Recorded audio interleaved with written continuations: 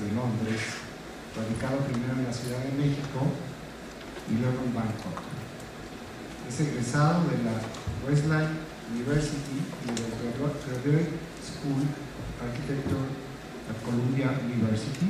Es autor, junto con su colega de la UCLA, Walter Wells, del libro Blueprint for Greening and Hotel Housing. Bueno, ya podemos seguir y seguir, pero nos dejamos con Ted y que te damos la bienvenida. Muchas gracias. A ver si funciona esto. Sí, se escucha. Bueno, a ver, eso. Buenas noches, buenas tardes. Ya está lloviendo. Gracias por pasar la tarde lluviosa con nosotros. Sí, como dijo Jorge, la visita a México cada año para estar con ustedes en el diplomado siempre me da mucho gusto porque es una oportunidad para mí de reflexionar y ver cómo está avanzando ese tema de comunidad sostenible o sustentable aquí en México. Entonces voy a platicar un poco del IND, de proyectos que hemos hecho, pero también dar espacios para reflexionar juntos sobre el uso del IND en México, América Latina, y estos sistemas de certificación que han tenido un auge bastante grande y bastante fuerte en la última década.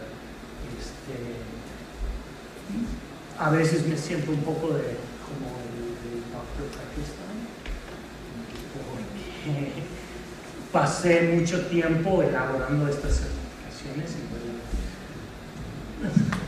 tiras al monstruo al mundo y ver qué pasa. Y a veces son exitosos y a veces tienen algunos efectos no tan buenos o interesantes, no esperados. Bueno, un poco de la historia para mí de buscar esta idea de comunidad sustentable. Empezó de hecho aquí en México en 1987 cuando llegué por primera vez. Entonces ya es el noviembre de este diplomado, entonces ya debe tener un poco de reflexión. ¿Cuál es la cosa digamos que la ubicación de la casa, una habitación, un edificio, para disminuir el uso del auto debe estar cerca a qué? Al transporte, ¿verdad? ¿Sí? Bueno, aquí llegué a México con mi transporte y mi trabajo, llegué en la combi y estaba haciendo traducciones freelance y tenía una máquina de escribir ahí en la mesita y realmente hice recorridos por esta ciudad, ya buscando trabajo, buscando qué hacer con la vida, pero siempre pensando en esta ciudad, qué es lo que hace que funciona. Y en ese tiempo, no había crecido tanto el Estado de México y era una ciudad donde sí la gente se vivía más cerca al transporte. Bueno, ya para los años 90 ya establecí una residencia fija en México, en la Vía Olímpica. Muchos conocen, todos conocen la Vía Olímpica, pero lo conocen desde el interior. Ajá. Sí. Bueno, sí, Era algo muy interesante porque fue todo bueno, fue construido todo como algo que funcionara como una comunidad sólida, pero ya a través de los tiempos, bueno, lo tuvieron que cerrar con rejas y decidieron que para que la comunidad funcione tendría que cerrar. Y fue algo muy interesante para mí, bueno, enfrentar esa realidad de seguridad, pero también de cultura. Luego ya unos años después, en el 95, cambié a otra ciudad bastante grande y con un crecimiento tanto económico como físico muy grande, que es la ciudad de Bangkok. En estas épocas hubo un año cuando estuve en Bangkok en lo cual 20% de las, no sé cómo se dice en español, pero los big construction cranes, los que... Grúas, pero las grúas altas que llevan por todas partes del mundo porque son carísimos. 20% de las grúas estas estaban en Bangkok en ese año, haciendo crecer una ciudad muy rápido. Pero lo interesante de Bangkok es que durante esa construcción y ese crecimiento nunca dejaron de enfocarse en la vida de la calle. No hubo esa idea de cerrar, aunque uno vive en un torre, nunca hubo la idea de cerrar hacia el espacio público, hacia la calle, y sobre todo, y como aquí es en México, la mejor comida tailandesa estaba en la calle. Y entonces uno tiene que buscar esa vida pero igual los coches destruyeron mucha de esa vida. Con tráfico así. Y por unos 2 años colaboré con ese fotógrafo Philip Blankenship en el libro The Cars That Ate Bangkok, que fue un tipo de documentación de los choques, los accidentes, así como aquí los periódicos rojos, pero además la competencia entre 2 pandillas operadores de ambulancias, porque en Tailandia no hay ambulancia del gobierno. Son pandillas que van tras los choques, secuestran a los cuerpos, luego demandan dinero a los familiares para dar el cuerpo. Entonces fue algo muy interesante, muy alucinante por 2 años seguir a estas pandillas en sus propios choques, pero realmente vi cómo estaba el choque automovilístico, haciendo algunas cosas culturales muy fuertes. Y desde ese tiempo he estado tratando de ver cómo construir estas ciudades donde el automóvil no mata, no come la ciudad, y que usamos las calles como espacios públicos. Bueno, es un poco de hacia más a la arquitectura y el diseño de edificios y comunidades más ya en Estados Unidos verdes, lo que son LEED Certified Buildings, con un ONG donde intentamos por primera vez lo que hicimos es tratar de demostrar lo posible y luego hacer lo posible común. Esto fue la idea.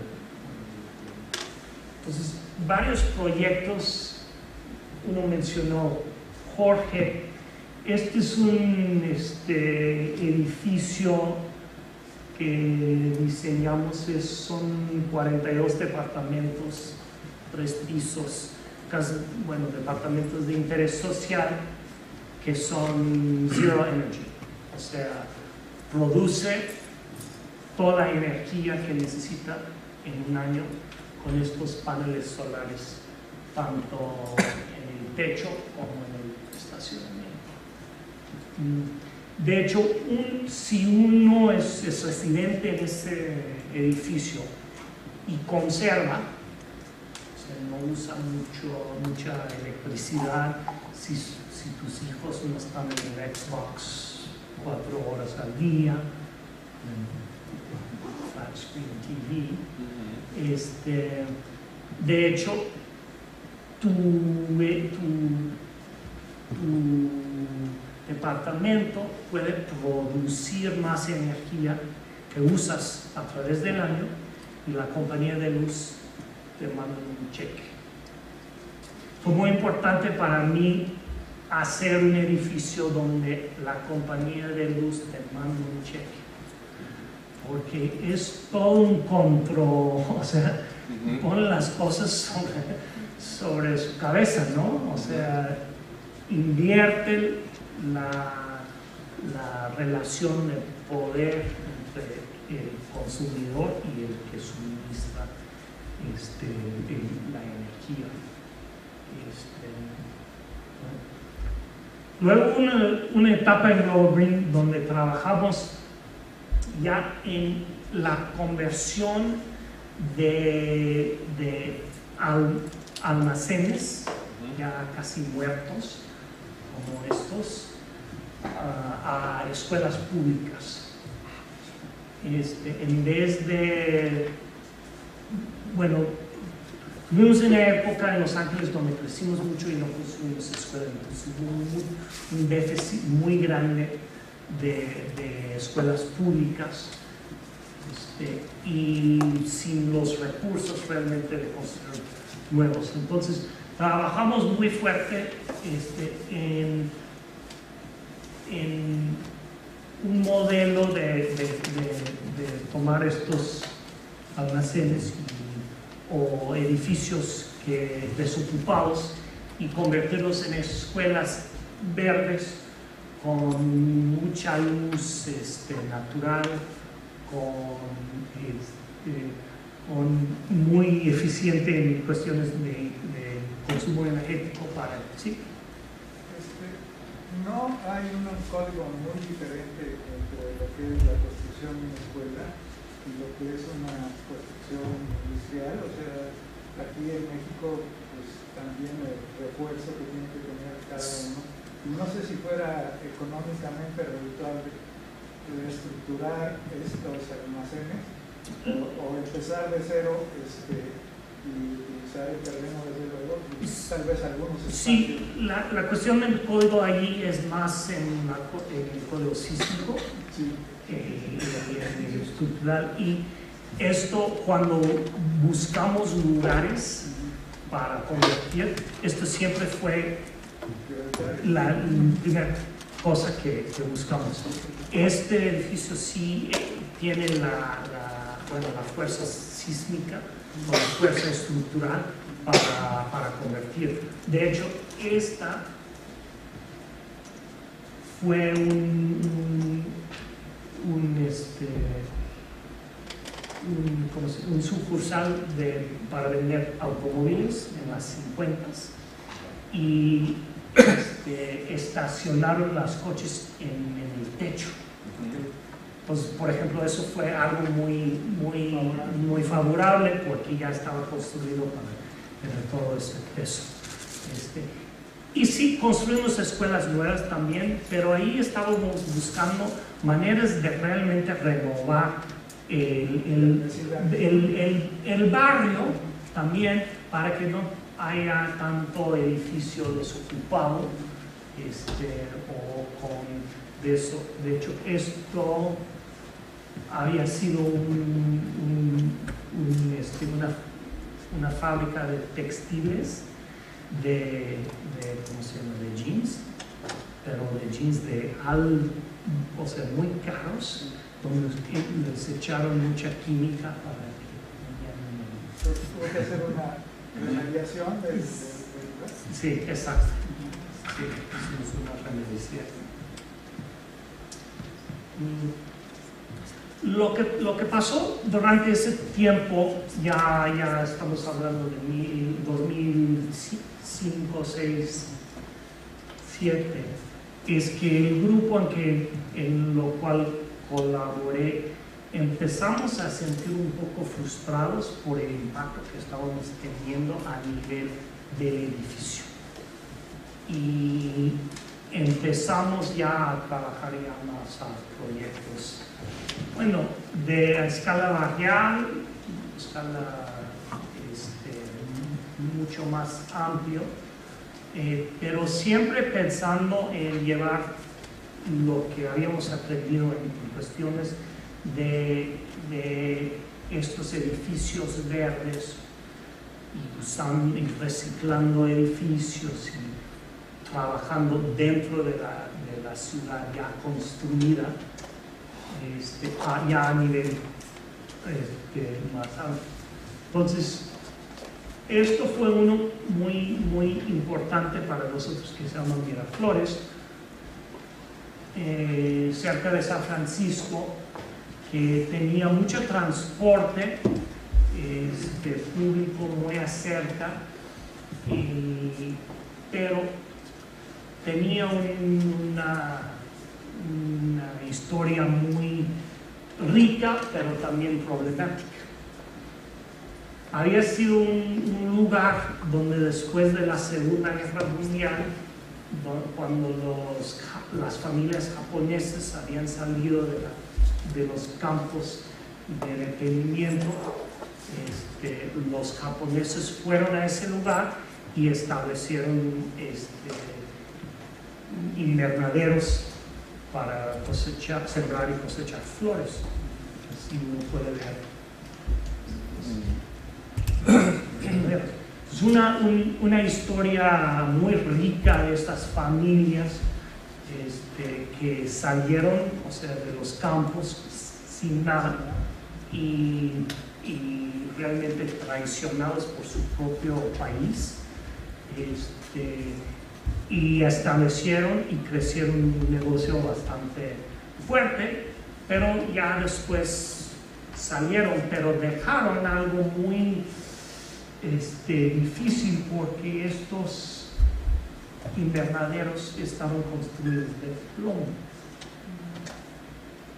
Entonces todo el plomo que había caído al suelo hacía ese lugar casi inhabitable. Entonces quisimos hacer algo ahí también, tanto limpiando el suelo, renovando la tierra, pero también hacer algo que rescata la historia muy importante de la gente ahí. Y otra cosa que fue algo, bueno, primero fue un obstáculo, luego se convertía en algo muy importante para el lugar, es que había todavía hay una carretera ahí, y hay estudios muy impactantes y con el viento, que dice que poner residencia dentro de 500 pies de una carretera, pues lleva algo, muy mal impacto de salud pública, sobre todo en los ancianos y los niños, en términos de enfermedades respiratorias y otras cosas. Entonces, tuvimos que... El ruido también, ¿no? ¿Cómo? El ruido de la carretera. Sí, el ruido, pero más bien de algo que impacta al salud y luego y por lo tanto en los ingresos de las familias, porque este lugar Richmond, bueno, esto no fue de casas de interés social, pero es un lugar, bueno, de no muchos recursos económicos. Entonces, el problema era que tuvimos que hacer un setback, pero esto hizo que perdimos como un tercio del terreno. Bueno, eso es un choque económico del proyecto, ¿no? Entonces lo que hicimos fue, bueno, aumentábamos un poco más la densidad para poder construir las unidades adecuadas, pero decidimos rescatar la historia de la agricultura ahí para hacer un negocio de la agricultura urbana, donde los ancianos que viven en ese departamento son los que trabajan en los puertos. Entonces fue algo muy importante para nosotros pensar en cómo renovar este tipo de lugares. Ahí ya quedó el último site plan. Y fue certificado por LEED en el pilot en 2008. Luego hicimos varios proyectos muy, bueno, no necesariamente parecidos en las cuestiones de historia, pero realmente tomando esa idea de usar terrenos ya desarrollados donde había algo que hacer, de renovar. Entonces estos son casas del gobierno, esto fue de otra organización, ONG, esto también fue casas del gobierno, y esto fue un proyecto donde la ciudad fue dueño del terreno que concedió a un desarrollador para hacer una renovación.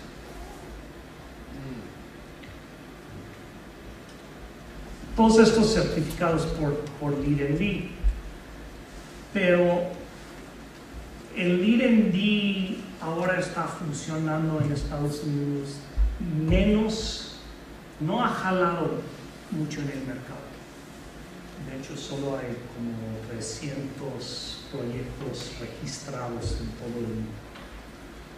No ha jalado como una certificación. Y luego podemos hablar de por qué. Pero donde sí ha jalado es todos los criterios técnicos ya están usados por gobiernos locales, por desarrolladores, para medir ciertos aspectos de sus proyectos o para medir su propia ciudad o un barrio, a ver qué hace falta en ese lugar. Viendo el LEED checklist, uno puede ver, bueno, hay estas cosas sí cumplen, estas cosas faltan, estas son las cosas en lo cual hay que añadir o construir para hacer un barrio completo. Entonces trabajamos mucho en eso, en Global Green, usándolo como método de evaluación de barrios ya existentes en vez de la construcción de nuevos proyectos. Y creo que eso ha sido hasta el momento la aportación más importante del INEDI, más allá de la certificación. Ahí está mi nuevo jefe con la banda pintando bicicletas en la calle. Sí, hace como 1 año y cacho cambié a trabajar en la alcaldía con él en su oficina como asesor en cuestiones de sustentabilidad, y estamos, como dijo Jorge, elaborando el Sustainable City Plan, que es el plan de sustentabilidad para toda la ciudad. Y lo importante aquí es que no es digamos, un plan verde. Eso es lo importante de entender del INEDI. No es diferente a los de otros sistemas de LEED. Realmente lleva una visión de sustentabilidad más amplio que lo verde. Este es un plan de sustentabilidad pensando que en 20 años vamos a crecer y tenemos varios problemas para no sé cómo lo diría en español, pero en Los Ángeles tenemos la tradición del welcome people, to say, come on. O sea, no es una ciudad muy vieja. Siempre han llegado mucha gente de todas partes del mundo. Tenemos la segunda población más grande en términos de ciudad de 30 países del mundo. Están en Los Ángeles. Entonces, y va a seguir creciendo así. Ya no somos una ciudad de mayoría de gente blanco, pero sí de mayoría de gente latina, sobre todo mexicano, pero también centroamericano, todo eso. Entonces, tenemos esa tradición y estamos pensando cómo vamos a no solo a acomodar a esa nueva gente, pero estar abiertos a que lleguen. Y tenemos, varios problemas con tráfico, con el suministro de energía, con el agua, con el aire. Parece México. Los problemas no son muy parecidos.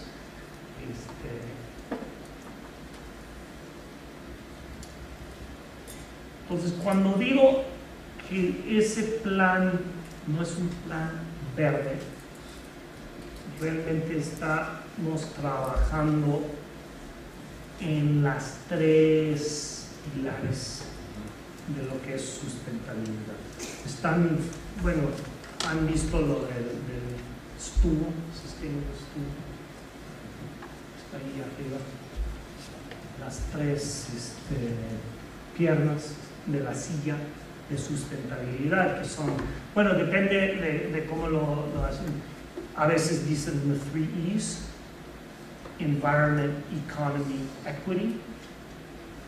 A veces dicen 3 P's: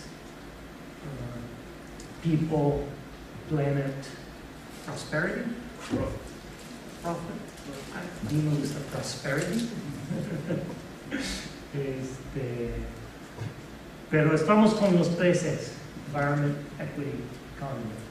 Entonces, estamos tratando de hacer jobs and prosperity junto con un urban ecosystem. O cómo suministramos energía y agua mientras trabajamos en la resiliencia Y incluso sabemos que como gobierno no podemos hacer todo. ¿Cómo hacer el civic engagement? ¿Para que podamos lograr todo eso? Que realmente es lo que está haciendo o intentando hacer el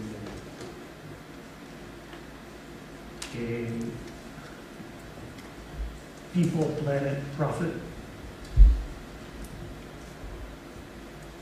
Environment, Equity, Economy.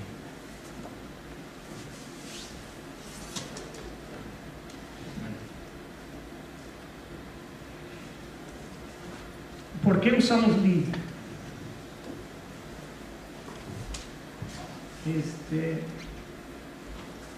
Cuando uno ve todos estos proyectos con el plan, con la trayectoria de pensar en todo eso, uno que hay que entender que LEED no fue diseñado como un sistema de certificación premio. No es para dar un premio a los mejores 5 o 10 edificios cada año. Bueno, para eso tenemos sistemas o concursos de dar premios. LEED fue hecho para transformar el mercado, para dar algo, certidumbre, criterios entendibles, criterios reconocidos para lo que llamamos los líderes del mercado. Si esto es, digamos, el total del mercado, digamos, 5% no van a cumplir con la ley. En estos bueno, no hay que hacer mucho porque siempre va a haber esas gente. Aquí son la gente que construyen a la norma. Aquí la gente son los innovadores que siempre por cualquier cosa, porque por cuestiones de mercado o por ansiedad personal o por cuestiones de cultura, siempre van a querer hacer algo nuevo. Y muchos usan LEED, pero no necesitan LEED. LEED realmente quiere capturar el 25% del mercado, porque los estudios de mercado dicen que este es el tipping point, el momento en que realmente cambies el mercado, porque ya que 25% del mercado está haciendo algo, jalas a la gente que está construyendo cosas típicas. Entonces, siempre en LEED hay, y es arte, no ciencia, el buscar el balance de ser real y dar resultados reales y resultados para los edificios mejores, sin que solo llegar a solo ser un sistema para el 5% que son innovadores. Ese es muy diferente a lo del Living Building Challenge, por ejemplo, que tiene otra función en el mercado. Bueno, la función en el mercado del Living Building Challenge es inspirar y demostrar lo posible, o demostrar el wishy-washy que está ahí. Pero hay lugar para 2 o 3 o 4 sistemas si están realmente claros en lo que están tratando de hacer. Entonces, nosotros que usamos LEED realmente lo usamos porque buscamos no ganar premios, sino transformar las ciudades, los edificios y el mercado de construcción. Sí. Ahí quisiera hacer el comentario. Yo creo que independientemente de que los desarrolladores tiendan a hacer edificios verdes, también la autoridad debe de ir cambiando sus criterios para enfocarse a usar criterios verdes, pues tanto para el beneficio común, pero también es importante que la autoridad ayude estableciendo transporte público, ciclopistas, una serie de facilidades que complementen ese esfuerzo de los desarrolladores y que, pues, por un lado los obligue a enfocarse a cuestiones verdes, pero que también les dé facilidades. Otra cuestión es que también para la autoridad es muy bueno porque les va a dar menor suministro de agua, menor suministro de electricidad, hasta puede que sean autosuficientes, pero ya llevar agua a todos lados y sobre todo en las ciudades es muy caro. Es muy difícil. Si logra que a través de criterios LEED reduzcan la demanda de agua a los edificios, pues va a ser un gran logro, ¿no? Sí, y lo que nosotros hemos visto, sobre todo en California, donde LEED sí capturó un 30% del mercado de edificios comerciales, es que la autoridad, el Estado, respondió con cambiar las normas hacia más estrictas. Y entonces sí realmente funcionó como un jalamiento. Yo creo que no nada más el puro mercado, sino también lo que apoyen las autoridades de estos esfuerzos. La otra cosa que creemos que es muy importante de LEED es que tiene los 6 aspectos que son muy importantes para mí en cualquier sistema de certificación. Que sabemos qué tipo de beneficios está intentando traer. Esto, puede sonar muy lógico, ¿no? Pero hay sistemas de calificación que no estás muy bien seguro por qué existen. Existen para que una industria económica necesita un sello, o existe por intereses, o sea, no es transparente por qué existe. Un ejemplo en el Green Building es el Green Globes. No sé si ustedes han escuchado de Green Globes, pero es un competidor con LEED que fue, la organización que dio el impulso fue fundado por la industria química, pero está muy abierto que eso fue el sufrimiento del sistema. Entonces es muy importante cuando uno ve el sistema LEED que cada crédito tiene un intento. ¿Por qué estamos tratando esto?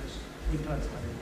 También el proceso es transparente y abarca muchas cosas, en el comprehensive, más allá de energía. Hay también sistemas de calificación de energía o de agua. Pero abarca, mayor de los temas que encontramos en la industria. Que estándares y métrices ya aceptados,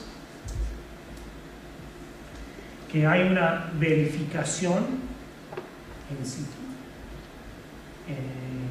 y que la certificación está hecha por una autoridad no interesada, lo que llamamos el third party certification. Entonces, cuando ustedes ven diferentes certificaciones que llegan al mercado, les invito a aplicar estos criterios para ayudar a juzgar si es importante o si es factible.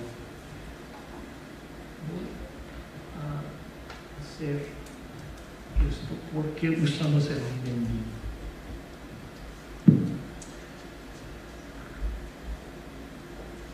Bueno, lo interesante del LeadMD, más allá de Lead, es que viene de una historia de cómo construir ciudades ya históricas. No fue inventado no sé, de nada. Viene de una experiencia de cómo funcionan las densidades, horarios, que queremos llamar, a través de la historia, bueno, la historia no de siglos, pero en Estados Unidos, en los que funcionaron y siguen funcionando bien por los últimos 100 años. Y empieza con este dibujo de 1929 como parte del plan regional de Nueva York, se llama the Neighborhood Unit. Y hay algunos aspectos del Neighborhood Unit muy importantes que ya reconocemos hoy como best practice en el diseño de barrios, tanto en Estados Unidos como aquí en México. El Neighborhood Unit es como 1 kilómetro de un lado para otro, lo cual quiere decir que uno puede caminar de un lado a otro en 10 a 15 minutos. Más allá de 10 o 15 minutos de caminata, la participación de peatonal como modo de transporte baja muy fuerte. 10 minutos es casi lo máximo. Tiene en su red de calles muchas diferentes conexiones. Es muy denso en conectividad. O sea, muchas veces hemos visto desarrollos de 10 minutos caminando de un lado a otro, pero solo hay 1 o 2 o 3 maneras de transversar ese lugar. Aquí es muy denso las conectividades y hay, digamos, espacios públicos, centros comunitarios, algunos usos mixtos que son a las esquinas para que la siguiente unidad pueda compartir estos servicios. Ahora, una cosa que no hay aquí, que mucha gente pregunta, densidad. Habla aquí de diferentes departamentos, de casas, pero no de una densidad. ¿Cuál es la densidad adecuada?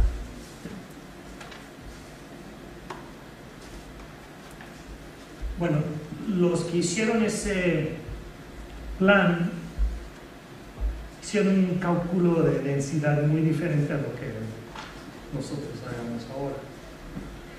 Ellos dijeron que la densidad adecuada era lo suficiente población para soportar una escuela primaria. Haya suficiente gente viviendo ahí de diferentes edades, que haya suficientes familias para que haya suficientes niños para una escuela primaria de, digamos, de 200, 250 alumnos. Esta fue su definición de densidad. Y es muy interesante, ¿no? Porque en muchos lugares es la escuela primaria que es el centro de convenio, el centro de donde la gente se ve todos los días, donde realmente la comunidad se enfoca alrededor de esa escuela.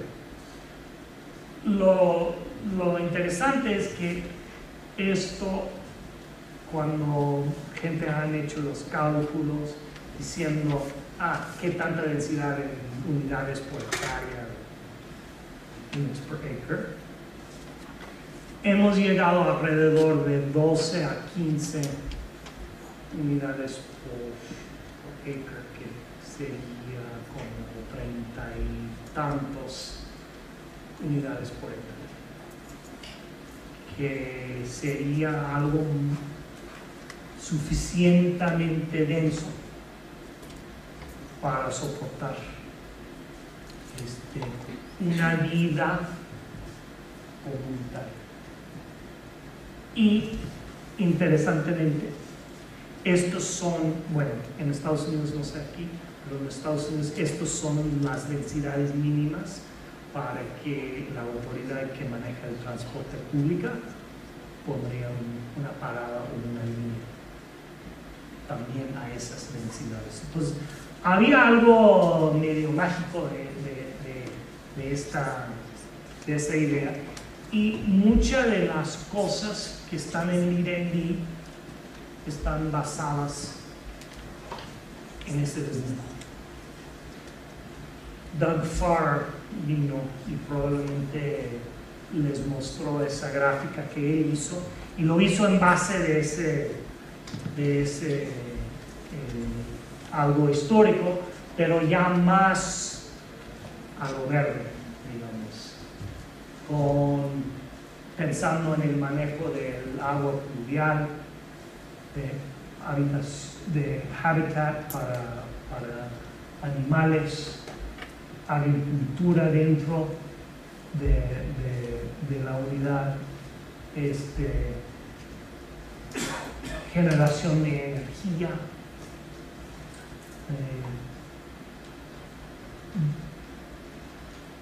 edificios de departamentos que no tengan estacionamiento,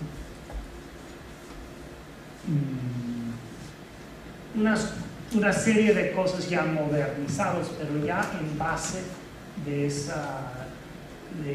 todavía en base de esta idea de la unidad parcial.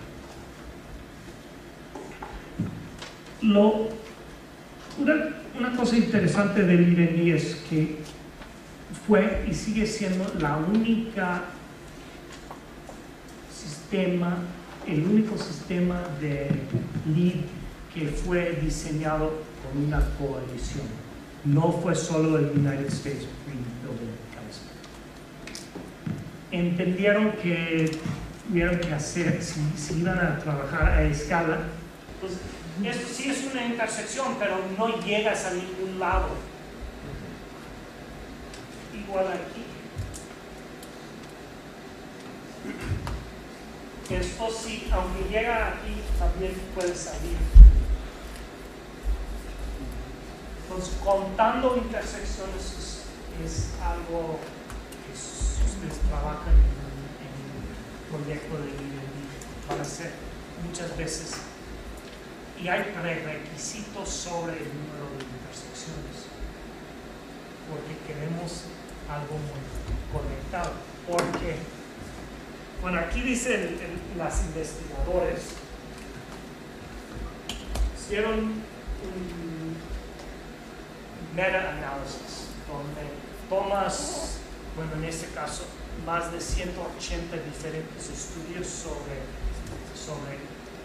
los aspectos físicos de cómo impactas al vehicle miles traveled, el número de días viajado por el automóvil, walking and biking y transit, transporte público, caminando y en bicicleta y vehicle miles traveled. ¿Qué son las cosas más que más impulsan a través de 180 estudios? ¿Qué son los resultados? ¿Qué es lo que más impulsa a gente a hacer estas tres cosas? Y lo llamamos los 5 Ds. Hay 5 Ds, hay algunos que dicen que son 4 Ds, hay gente que dice que son 8 Ds, pero estos realmente son los más importantes. Land use diversity.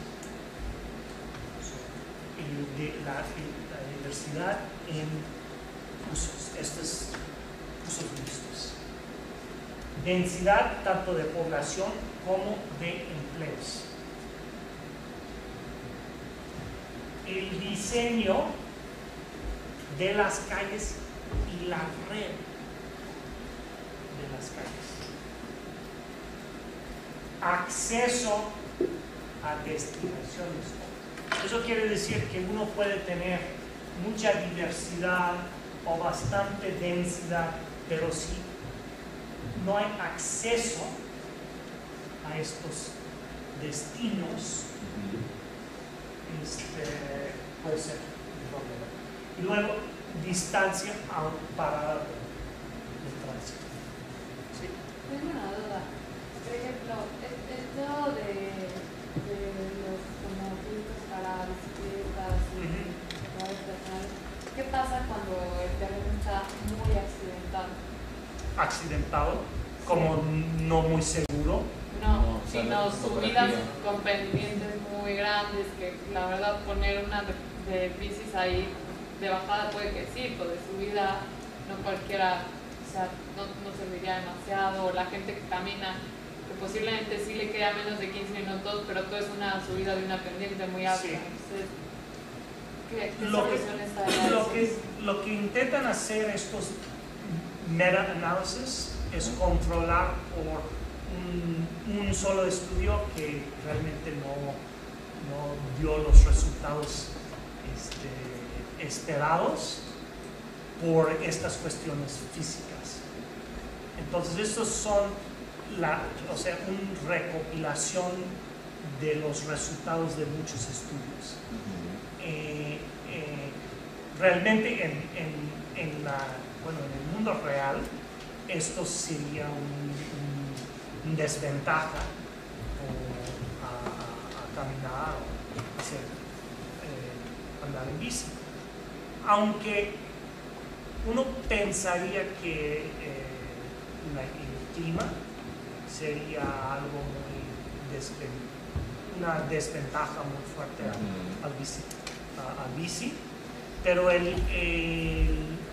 la ciudad en Estados Unidos con el número que tiene el puesto número 1 de más bicis,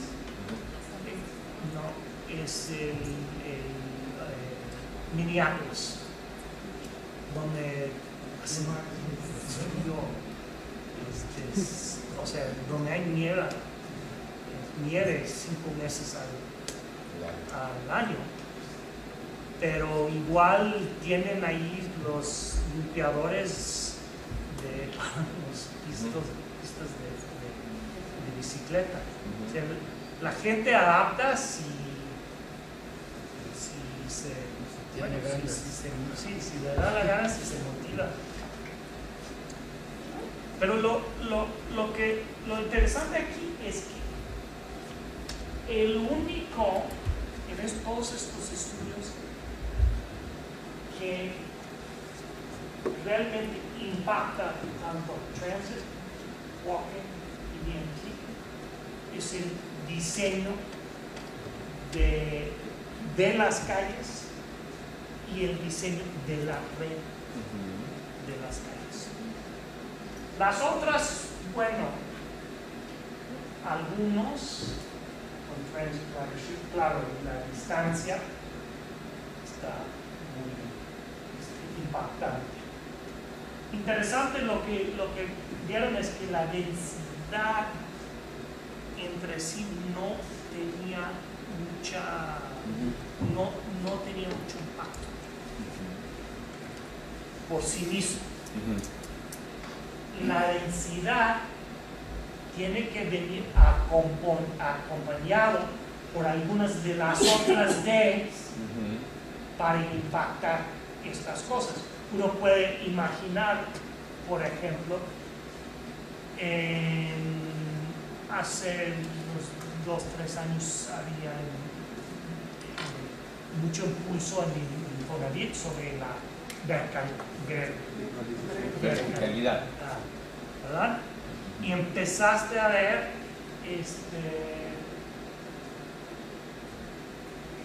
proyectos en medio de la nada, ya torres. Esto no tiene sentido, pero también no va a impactar a estas cosas por sí solo. Entonces eso es muy importante, que la densidad en sí realmente no lleva de edificios ni comunitarios ni en cuestiones de medio ambiente. Tiene que ser parte de un sistema de otros vecinos.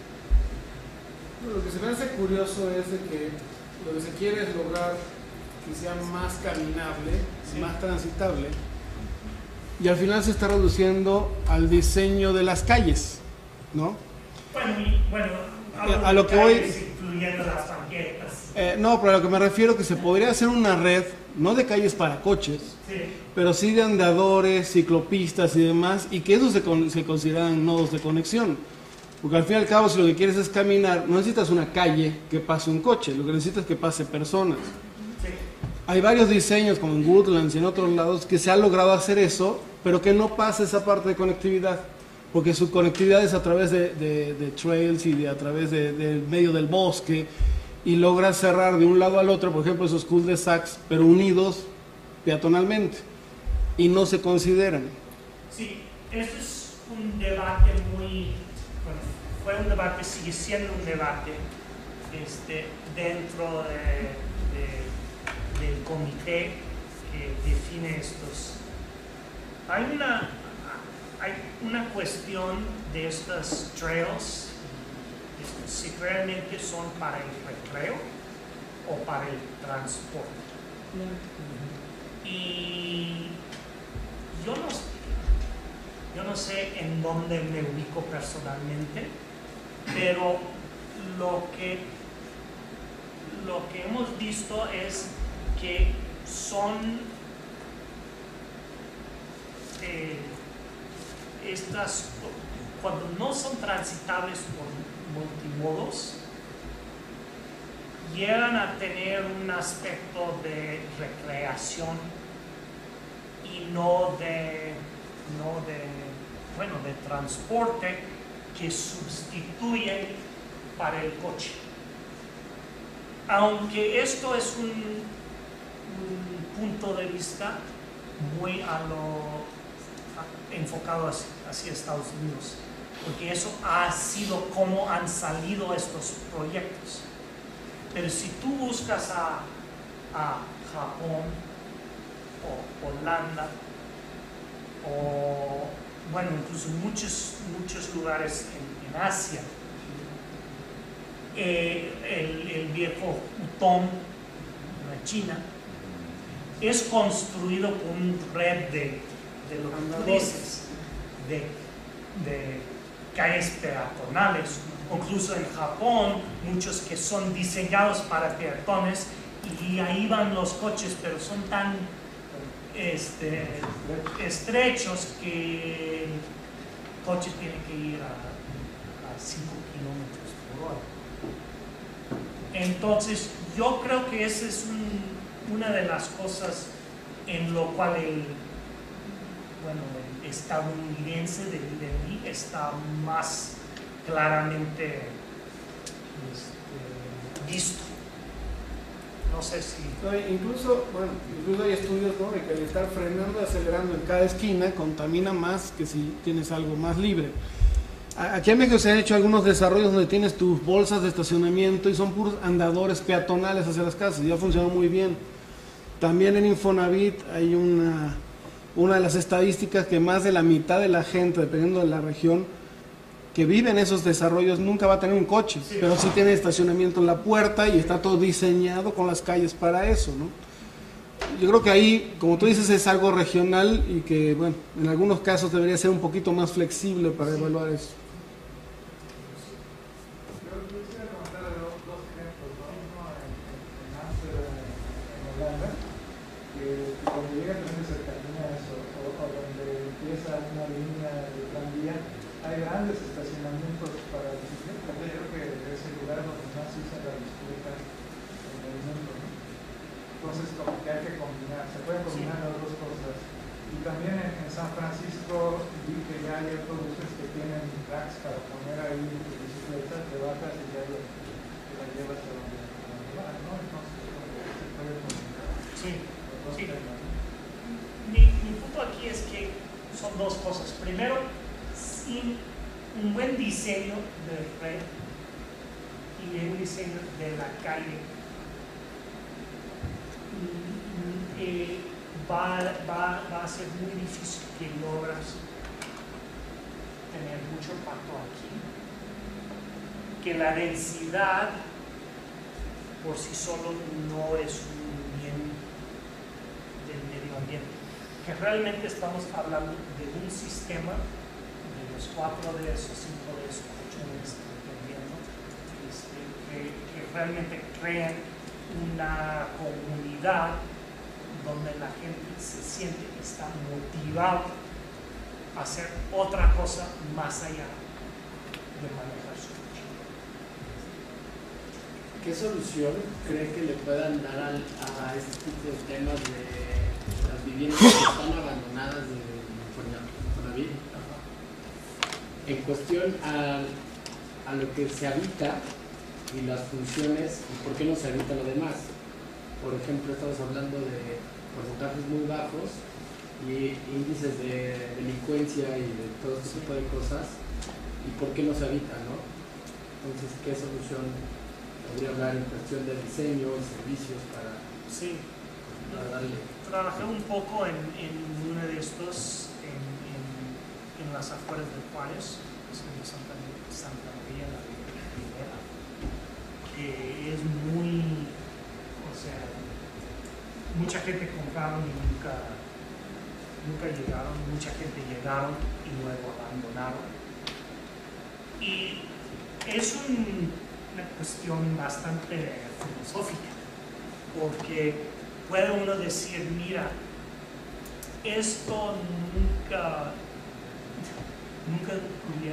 deberían de haber construido esto y dejarlo a las ruinas.